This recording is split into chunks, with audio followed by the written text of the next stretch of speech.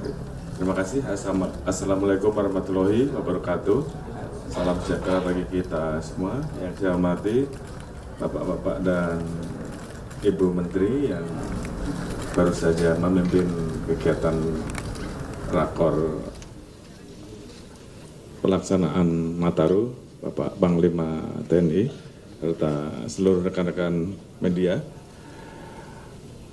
Perlu kita informasikan bahwa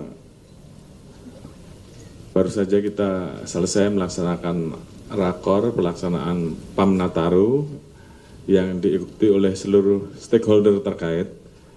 Ini sesuai dengan apa yang menjadi arahan dan kebijakan Bapak Presiden untuk memastikan bahwa kegiatan PAM Nataru di tahun 2024 ini bisa berjalan dengan baik, dengan optimal, dan masyarakat betul-betul bisa terlayani. Sebagaimana kita ketahui bahwa berdasarkan survei, mungkin Pak Kemenhub nanti akan sampaikan juga secara khusus bahwa tahun ini terjadi peningkatan, diperkirakan terjadi peningkatan daripada tahun sebelumnya sebesar 2,83%, artinya kurang lebih 110,6 juta orang, di mana angka ini tentunya di lapangan bisa meningkat realisasinya karena memang dibandingkan tahun sebelumnya juga terjadi peningkatan kurang lebih sekitar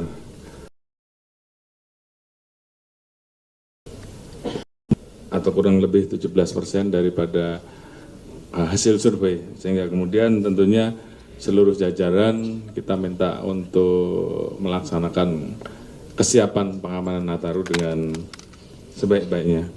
Prediksi arus mudik kemungkinan akan terjadi di sekitar tanggal 21 karena itu adalah kegiatan mudik yang kemungkinan akan mencapai puncaknya karena anak-anak sekolah juga saat itu sudah libur, dan kemudian tanggal 28 Desember menjadi puncak arus mudik kedua.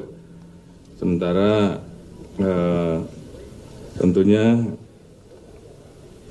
kita tahu bahwa kegiatan PAM Nataru tentunya adalah gabungan dari berbagai macam pengamanan, baik pengamanan yang terkait dengan masyarakat yang akan melaksanakan mudik dan balik, demikian juga pengamanan terhadap masyarakat yang akan melaksanakan kegiatan ibadah pada saat malam Natal dan juga pada saat Natal, dan puncaknya nanti pada saat malam pergantian tahun baru, maka akan terjadi kegiatan masyarakat yang bersama-sama akan melaksanakan kegiatan lepas tahun. Di situ juga tentu banyak juga masyarakat yang melaksanakan kegiatan berlibur ke tempat wisata. Di satu sisi juga di situ juga ada berbagai macam kegiatan yang dilaksanakan oleh masyarakat, termasuk juga kegiatan ibadah baik di gereja maupun masjid. Jadi itu tentunya menjadi puncak rangkaian kegiatan. Oleh karena itu TNI, Polri, dan seluruh bergabung bersama melakukan 2.794 posko terdiri dari 1.852 pos PAM, 735 pos pelayanan, dan 207 pos terpadu untuk mengamankan 61.452 objek pengamanan, diantaranya gereja, pusat perbelanjaan, terminal, stasiun, pelabuhan, bandara, objek wisata maupun objek perayaan Tahun Baru. Tentunya dengan penggelaran personil dan seluruh stakeholder terkait yang ada, kita harapkan bahwa perayaan dan pengamanan Nataru tahun 2024 ini betul-betul bisa berjalan dengan baik dan masyarakat betul-betul bisa terlayani. Mungkin itu yang bisa kami sampaikan. Terima kasih. Wassalamualaikum warahmatullahi wabarakatuh.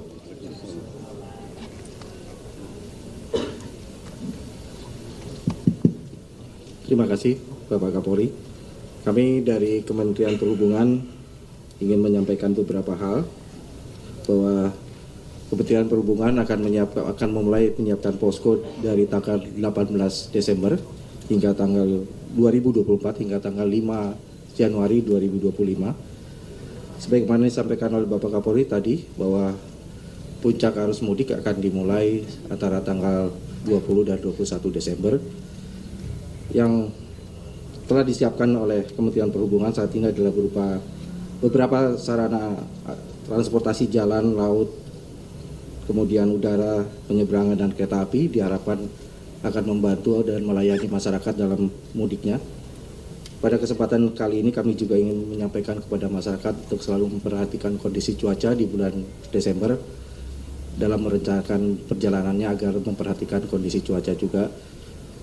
Kami akan selalu menginformasikan kepada masyarakat melalui informasi media, sehingga masyarakat dapat menerima informasi lebih awal, sehingga masyarakat dapat merencanakan perjalanan dengan baik.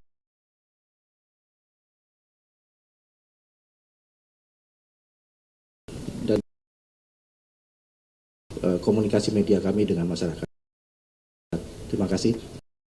Assalamualaikum warahmatullahi wabarakatuh. Yang terhormat Kapolri dan para menteri,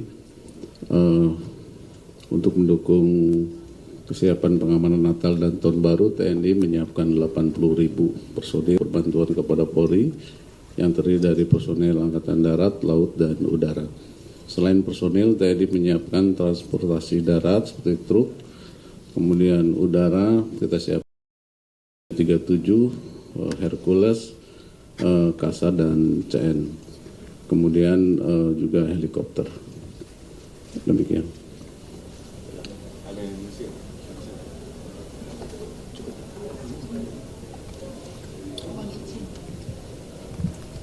Terima kasih. Jadi melanjutkan yang disampaikan oleh Bapak Menteri Perhubungan dan Bapak Kapolri, BMKG dalam rangka untuk memitigasi kondisi cuaca bersama dengan BNPB dan TNI Polri melakukan modifikasi cuaca, terutama untuk titik-titik yang dikhawatirkan akan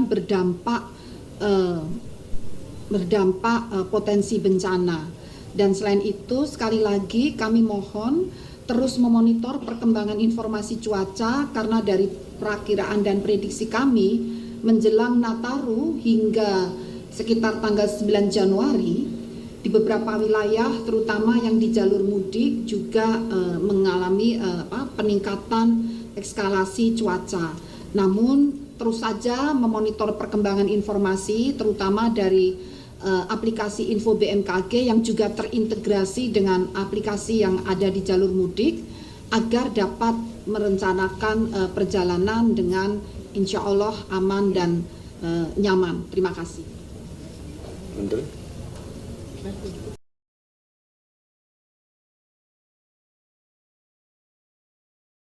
Ya, cukup rekan-rekan, mungkin ada pertanyaan, silakan.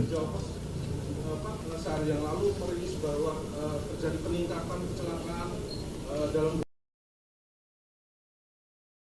23 itu 151.000, saat ini sampai 1 juta, ada kenaikan 8 kali lipat. Nah, ini dalam konteks Nataru ini bagaimana caranya agar apakah dilakukan upaya tertentu untuk menekan angka kecelakaan itu, Pak? Itu yang pertama, Pak. Yang kedua terkait cuaca ekstrim yang kita tahu memang terjadi sampai Februari ini kemungkinan besar.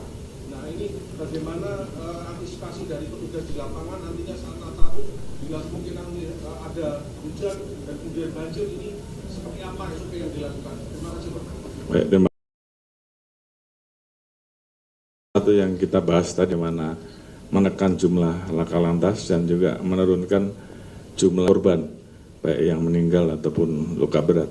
Tentunya dalam kesempatan ini kami menghimbau kepada masyarakat khususnya bahwa memang kita akan melaksanakan berbagai macam rekayasa, termasuk juga mempersiapkan berbagai macam pos pelayanan, pos pengamanan, dan juga tempat-tempat rest area, sehingga harapan kita bahwa kemampuan masyarakat untuk berkendara maksimal 6-7 jam atau 8 jam. Setelah itu kita harapkan apabila memang capek segera untuk melaksanakan istirahat. Sudah kita siapkan tempat-tempatnya. Demikian juga kami juga sudah mempersiapkan rumah sakit rujukan yang diperlukan khususnya di wilayah di area-area yang memang menjadi perhatian kita karena rawan laka. Itu rumah sakit rujukan dan juga petugas-petugas di lapangan kita siapkan apabila memang dibutuhkan untuk melakukan langkah-langkah penyelamatan apabila terjadi laka. Namun demikian yang paling utama kita selalu ingatkan, kami minta untuk sosialisasikan khususnya di daerah-daerah yang rawan laka untuk mengingatkan terkait dengan masalah kecepatan, terkait dengan masalah kehati-hatian, dan ini tentunya kita minta untuk bersama dengan seluruh media untuk menginformasikan masalah tersebut sehingga harapan kita bisa tekan maksimal mungkin jumlah kecelakaan maupun jumlah korban yang ada. Terus apa tadi? Oke, kemudian selanjutnya tadi juga kita bahas juga bahwa memang dari BMKG menyampaikan bahwa prediksi curah hujan saat ini tinggi sehingga potensi terjadinya banjir dan tanah longsor akan terjadi. Demikian juga terkait dengan wilayah-wilayah yang dilewati pemudik, apakah itu jalur feri, jalur penyeberangan. Ini tentunya juga kami himbau terkait dengan informasi di awal terhadap masyarakat sehingga kemudian pada saat terjadi hujan dan kemudian terjadi ombak tinggi, masyarakat sudah terinformasi lebih dulu sehingga paling tidak bisa mengurangi untuk tidak terjadi penumpukan di wilayah dermaga. Kita juga sudah siapkan rest area, kantong-kantong parkir dan penambahan jumlah armada termasuk juga pelabuhan yang akan digunakan untuk berangkat. Namun demikian sosialisasi termasuk pengaturan membeli tiket itu juga tentunya menjadi penting sehingga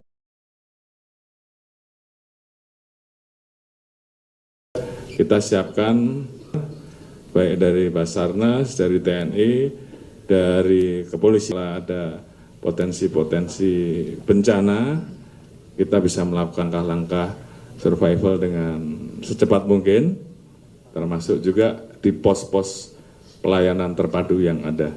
Itu juga kita siapkan. Mungkin itu, terima kasih. Jenderal, izin Jenderal, lagi Jenderal.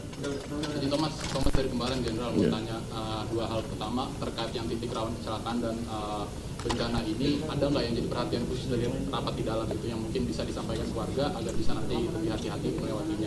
Terus yang kedua Jenderal terkait eskalasi di Timur Tengah, kan banyak beberapa WNI yang juga dipulangkan dari Suriah ya Jenderal. Nah ini ada kaitannya nggak dengan pengamanan Nataru nanti terkait ibadah? Apakah udah ada yang terpantau? Apa ada jadi khususkah karena eskalasi itu atau bagaimana?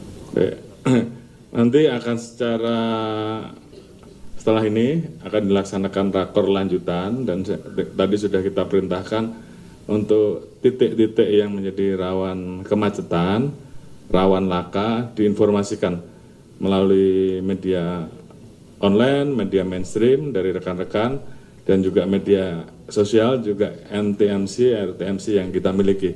Ini supaya termasuk juga kerjasama dengan stasiun, TV, radio, semua bisa terinformasi. Kemudian tentunya kita mewaspadai pengamanan pada saat malam perayaan Natal dan Natal. Karena itu tentunya seluruh personil pengamanan, baik yang uniform maupun non-uniform dan teman-teman dari Densus tentunya akan bekerja sama dengan BIN, kerjasama dengan BAIS, BNPT untuk melaksanakan pengamanan secara lebih optimal. Mudah-mudahan semuanya bisa terkendali. Demikian, terima kasih. Wassalamualaikum warahmatullahi wabarakatuh.